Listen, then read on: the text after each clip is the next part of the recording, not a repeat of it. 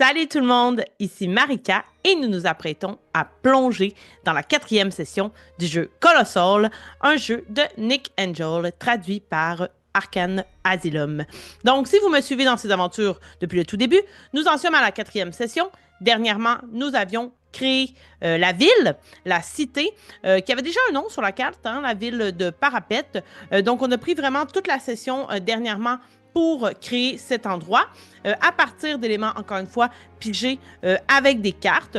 Il y avait 4 éléments qui étaient obligatoires, qui venaient automatiquement avec la cité lorsqu'on en crée avec les mécaniques de ce jeu.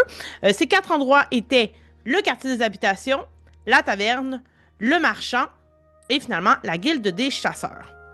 Par la suite, j'ai pris la décision d'ajouter 4 autres endroits, 4 lieux différents. C'est pas obligatoire, ça dépendait de l'envergure qu'on voulait donner à la ville. On pouvait en piger 2 ou 3. Moi, je suis allée au maximum, qui était 8. On n'avait pas eu le temps vraiment de visiter tout l'endroit. On avait été voir certaines personnes d'intérêt, notamment pour des achats, ce qui fait en sorte qu'aujourd'hui, notre session servira finalement à faire une exploration plus traditionnelle selon les règles du jeu dans cette ville-là. Il demeure que nous avions créé 4 lieux, plutôt 4 personnages qui étaient en lien avec ces lieux-là. Il y avait la lapidaire, la vendeuse de bras, le cartographe, oui, et le palais. Donc, Odile Orvis avait fait une petite visite à Clarissa, la reine des lieux qui se trouvait dans le palais, avec qui elle avait fait du troc finalement. Vous vous rappelez, j'avais 2 beffrelets, donc Boom et Sacré.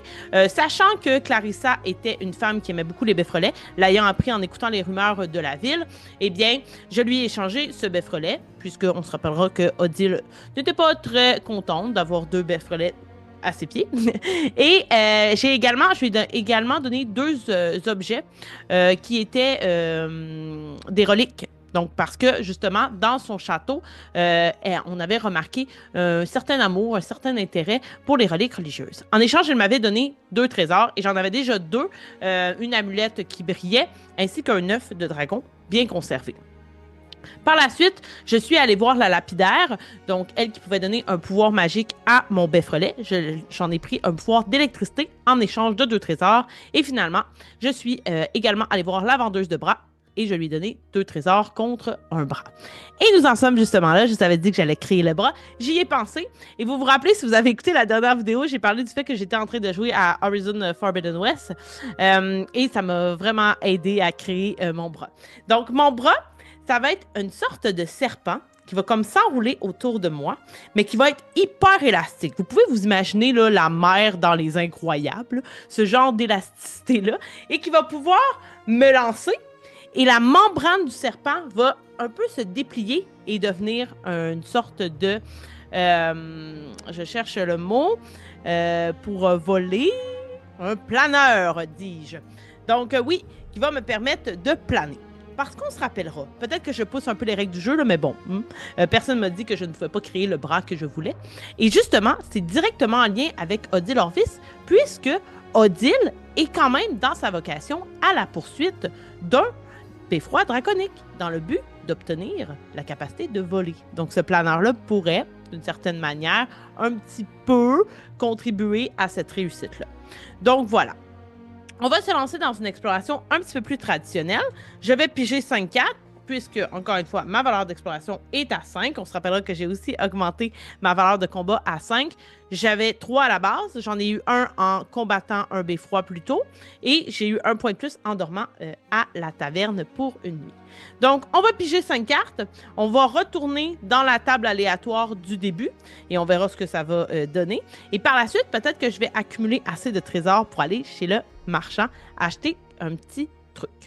Avant de m'aventurer, je voulais juste aussi vous dire qu'il y avait d'autres endroits qu'on aurait pu piger de façon aléatoire pour créer la ville, notamment une maison à vendre. On aurait pu également trouver une sorte de garderie de beffrelets. Je trouvais ça très mignon. Il y avait quelques endroits là, qu'on aurait pu créer, la crèche de beffrelets qu'ils appellent. Donc, c'est l'aléatoire qui a fait en sorte que j'ai eu le cartographe et compagnie. Mais il y en avait plein d'autres à découvrir. Donc, ça vaut toujours la peine de rejouer à Colossal. Et aussi, j'en profite pour préciser que je fais le jeu un peu en accéléré, dans le sens où je veux pas que ça se poursuive sur 15 vidéos. Donc, on peut, je crois, en fait, je suis pas mal persuadée qu'on peut vraiment rallonger la partie, faire beaucoup plus d'exploration, notamment avec la guilde des chasseurs. Comme je l'ai dit dans la dernière vidéo, je ne ferai pas de mission pour eux parce que je le vois plus ou moins en lien avec ça. Donc, mais ça peut vraiment combler une grande partie du jeu ou de la campagne parce que il y a certaines missions qui impliquent beaucoup de phases d'exploration dans le livre. Donc, allons-y avec les 5 cartes. J'ai un set de cœur. Donc, on se rappellera que les cartes rouges représentent des êtres, des créatures. Donc, 7. Un cri dans le ciel, le battement de lourdes ailes, des gargouilles. On se rappellera qu'elles sont des ennemis possibles. Vous les preniez pour de simples contes pour enfants, mais elles existent apparemment bel et bien. La gargouille vous saisit par les épaules et vous emmène dans les hauteurs. Elle vous conduit dans une zone inédite. Qu'est-ce que je vais faire? Donc, et ça n'implique pas de combat, je crois, parce qu'il est marqué « On ne peut pas combattre une gargouille ». Donc, elles vont juste me lâcher, j'imagine. On verra. Carte suivante. OK. Un 2 de carreau. Un animal à chasser pour se nourrir. Les animaux de la nature sont étranges et insolites. Curieuse combinaison de créatures que vous connaissez comme un sanglier à écailles ou un poulet doté de 2 paires d'ailes. L'aventure donne faim, vous devriez prendre le temps de manger. C'est un animal dangereux, donc je crois qu'il va falloir que je fasse un combat tout à l'heure. On poursuit. Le 8 de trèfle, donc là on va plutôt dans des lieux. Qu'est-ce que ça nous dit le 8 de trèfle? La mer, une immense étendue d'eau s'étend devant vous. Vous vous trouvez sur une côte rocheuse ou sur une plage. L'eau s'étend jusqu'à l'horizon, mais au-delà, vous distinguez les colonnes et les supports de plafond caractéristiques du colossal. La mer occupe une pièce. Si vous ne souhaitez pas utiliser le module d'extension, considérez qu'il s'agit d'une région côtière composée de falaises et de plages. Sinon, consultez le module océan pour explorer la mer. OK, ben au pire, peut-être que les gargouilles pourraient nous redéposer près de l'océan où on était. Elle est orageuse d'ailleurs, parce que si c'était un pic, elle serait calme, et là, elle est orageuse. On va voir qu'est-ce que ça va donner. J'en pige une autre. Le 3 de carreau. Donc encore un être. On a beaucoup de rouge aujourd'hui. Je retourne ici, je vais lire à l'écran, ça va être plus agréable pour vous que si je lis sur du papier. Donc, vocation.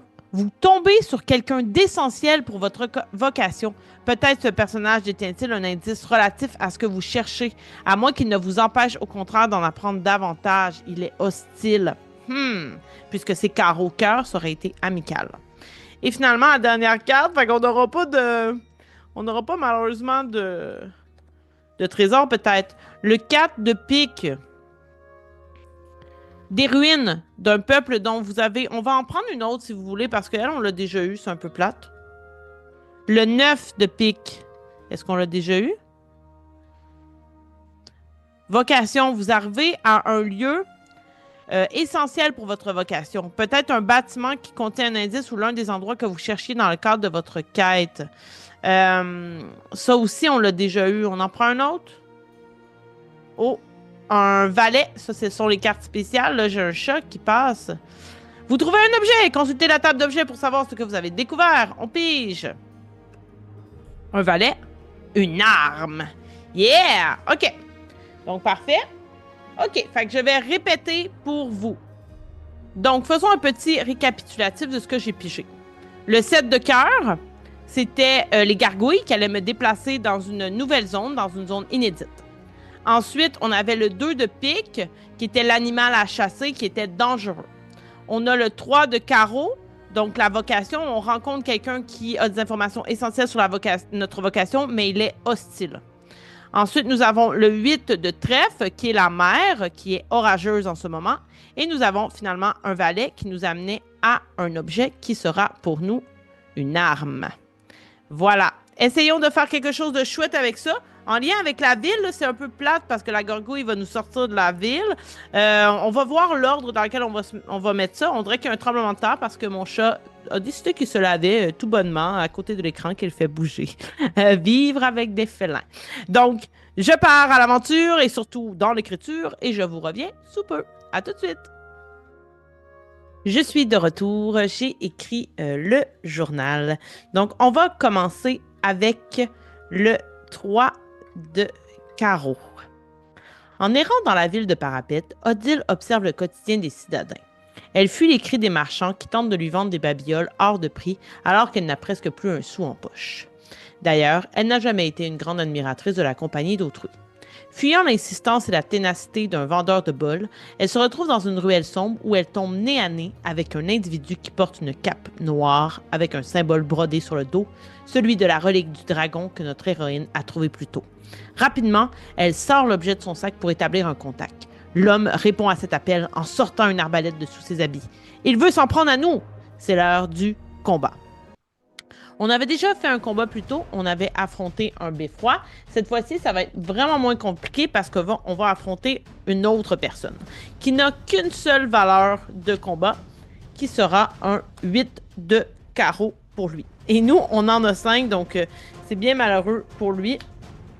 Donc on a 5 ici. Ça sera vraiment pas compliqué, ça sera pas dur comme combat. Donc c'est lui qui va attaquer en premier. J'ai déterminé au hasard que son intention c'était de nous tuer, d'où son attaque, et qu'il avait une arme à distance. Donc ça a été fait aléatoirement, pas devant la caméra, pour pouvoir écrire ce qui allait suivre. Donc, il va d'abord m'attaquer avec son 8 de cœur. J'ai pigé. Un cœur, c'est une attaque magique. Est-ce qu'on pourrait dire que lui, il a de la magie? Je sais pas. Non. Si votre personnage, votre adversaire ne possède pas de magie, cette carte est traitée comme une attaque à main nue. Donc, il va même pas essayer d'utiliser son arme. C'est un peu stupide. Peut-être que son arme va s'enrayer. Et là, il va tenter de nous donner un coup de poing. Et nous, on peut répondre à ça. En fait, ce qu'on va faire, on peut répondre. Je peux vraiment l'attaquer là, fortement. Avec Caro, c'est une attaque créative. Ouais, ben, je vais l'avoir avec Madame. Donc, ce que je vais faire, c'est que je vais utiliser finalement mon bras pour me projeter et faire en sorte d'éviter son coup de poing. Puis après, avec le bras, je vais juste l'enrouler. Hein. Je vous rappelle qu'il y avait un peu l'apparence d'un serpent et il va être complètement ligoté. Puis après, là, je pourrais faire toutes mes attaques là, parce que, bon, ce que ça dit, c'est piocher la première carte de l'adversaire et poser la face visible devant vous. Elle représente sa première attaque. Pour la contrer, vous devez lui affecter une de vos options. Si la valeur de votre carte est supérieure à celle de l'adversaire, vous avez battu son attaque. Si vous n'avez pas de carte de valeur supérieure, bon, voilà. On procède de la sorte, une attaque ennemie à la fois jusqu'à ce que l'adversaire ait épuisé toutes ses cartes d'attaque, dont le nombre correspond à sa valeur de combat, ce qui, nous, était 1. Donc, vous remportez le combat si vous avez contré la majorité des attaques adverses. Par exemple, si vous affrontez un beffroi, ben là, c'était juste 1. Donc, on l'a ligoté. Et en fait, on va commencer à le questionner. On va lui poser des questions sur le culte et sur pourquoi il y a autant de reliques. Il va finir par nous avouer que, en fait, il y a effectivement des gens qui sont à la recherche du beffroi draconique et qu'il y a plusieurs personnes qui disent qu'on peut entrer dans son antre si on dépose plusieurs idoles du dragon. Malheureusement, j'en ai échangé 2, mais dans tous les cas, j'obtiens l'arbalète, puisque je vous rappelle que j'avais pigé une arme tout à l'heure. Donc, je prends son arbalète et également, je vais lui voler une écaille du beffroi draconique, donc qu'il avait sur lui. Ça me fait un nouveau trésor. On passe ensuite au 7 de cœur. C'était un combat hyper rapide, je suis désolée. Avec 1 de combat contre 5, c'est sûr que c'est très rapide. 7 de cœur. Cette nouvelle trouvaille pousse Odile vers les marchands. Elle peut enfin continuer son magasinage en ville. Une alerte sonore de boum la fait arrêter en plein milieu d'une rue. S'ensuit un cri qui déchire le ciel et met sur silence cette énorme ville bruyante. Une horde de gargouilles! L'une d'entre elles, au faciès colérique, similaire à celui de notre aventurière, fonce droit sur Odile. Boum tente de mettre du sien en la retenant par les pieds, tandis que la créature la saisit par les épaules. Là, vous voyez un peu Boum qui essaie de me retenir au sol, tandis que la gargouille essaie de me soulever. Malheureusement, le beffrelet ne fait pas le poids et nos 2 amis sont tous les 2 amenés dans les airs. Il faut tout de même avouer que la vue est magnifique. Est-ce des ailes géantes que nous voyons à l'horizon? Aurions-nous aperçu le beffroi draconique? Avant d'en avoir la confirmation, les comparses se sont balancés dans une grotte inondée à l'extérieur de Parapet. Ce qui nous amène aux 2 de carreau. c'est qu'il fait terriblement noir là-dedans. Odile s'apprête à fulminer comme on en a l'habitude lorsque les choses ne se passent pas comme elle voudrait, quand son compagnon active son tout récent pouvoir d'électricité pour éliminer l'endroit. On a des nouvelles choses, on va les utiliser. Devant eux se dresse un Bernard l'ermite, d'une grosseur anormale, donc c'est la créature qu'il fallait chasser.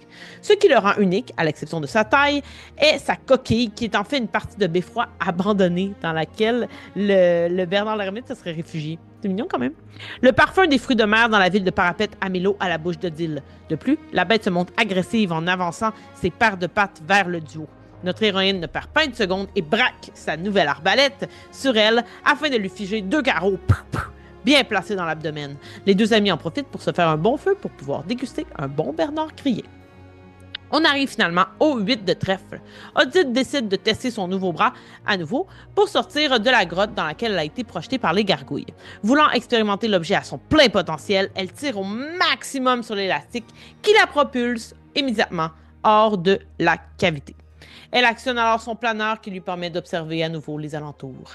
Elle constate qu'elle est de retour aux abords de l'océan sur lequel elle a navigué plus tôt. Ah, tout ce chemin à reparcourir. D'autant plus qu'il se met à pleuvoir et que les orages entament un spectacle impressionnant dans le ciel. Il vaut mieux quitter les hauteurs et reprendre sa marche, dans le mécontentement et la grogne, au grand déplaisir de Boom. Je vais donc regagner le village et aller voir les marchands et ce qu'ils ont à nous offrir. Donc, au fond, maintenant, on a un trésor de plus. Il nous en restait plus. Et on a également un objet parce qu'on n'avait pas donné notre dernière relique. On va voir qu'est-ce qu'on peut faire avec ça, si ça vaudrait la peine d'acheter quelque chose. J'avais énuméré plutôt les objets qu'on pouvait obtenir. Donc, je vous rappellerai que les marchands, ce sont Émile et Costa, qui sont un couple de vieux monsieur pour qui la boutique ressemble plus à un endroit où on vend des antiquités, mais il y a quand même plusieurs objets. Donc, avec un trésor et un objet, je pourrais acheter les gants de beffroi, qui coûtent un objet. Je pourrais acheter l'épée électrique, qui coûte un trésor. Je pourrais acheter... Ah ben c'est tout. Ce sont les 2 seuls. Les autres sont trop chers. Donc, peut-être que je pourrais attendre vos choix. Peut-être que je pourrais faire un vote sur Patreon pour savoir si je prends l'épée ou les gants. Donc, je rappelle, les gants de beffroi, d'énormes mains de pierre qui recouvrent les vôtres et vous permettent de frapper avec la puissance d'un beffroi, c'est quand même chouette. Ou l'épée électrique, l'épée à 2 mains de beffroi imprégnée de magie électrique. Je pense que je vais faire un vote sur Patreon et je vais choisir l'objet qui obtiendra le plus de oui de votre part. Ça serait une bonne idée, hein? Et je pense aussi que le couple Costa et Émile vont un peu attendrir Odile. Peut-être que son moment passé à leur boutique va enlever beaucoup de sa rage. Ils vont partager un petit thé, discuter de Parapet et elle va prendre un bon moment avant de partir pour de bon vers les remparts. Et là, je vais essayer de lier ça à sa vocation, mais comme je n'ai pas encore lu le chapitre, je vais voir comment je peux le faire. Donc, je vais faire le vote sur Patreon. Je vous invite à y participer pour toujours créer avec moi. C'est vraiment intéressant de le faire ensemble. Merci d'avoir été là dans l'exploration de Parapet, même si on en est sorti un peu malencontreusement. Et on se retrouve pour la session 5 qui sera, je crois, la session finale. On va voir, peut-être que je vais devoir le faire en 2 parties. Donc, si vous avez aimé cette vidéo, des petits pouces en l'air, ça fait toujours du bien de voir des cœurs. On aime ça aussi, les statistiques. On va les regarder. Ça nous donne... C'est un peu notre paye aussi de voir que vous êtes avec nous, que vous aimez ça. Et également, vous pouvez nous suivre sur Facebook, sur Instagram, où on poste un petit peu quand même sur Facebook nos vidéos qui sortent de façon publique. Sur Instagram, surtout les questions du samedi auxquelles on vous invite à répondre. Et si jamais vous n'avez pas, encore une fois, autant magasiné qu'Odile, vous pouvez également nous soutenir sur Patreon où il y a les projets, des projets en exclusivité, des projets en avance et des petits votes comme on va faire. Et je vous le dis, je ferai une table aléatoire de Colossal. Je n'ai pas encore décidé sur quoi. Probablement des objets qui vous sera disponible sous peu. Merci encore d'avoir été là et à la prochaine tout le monde.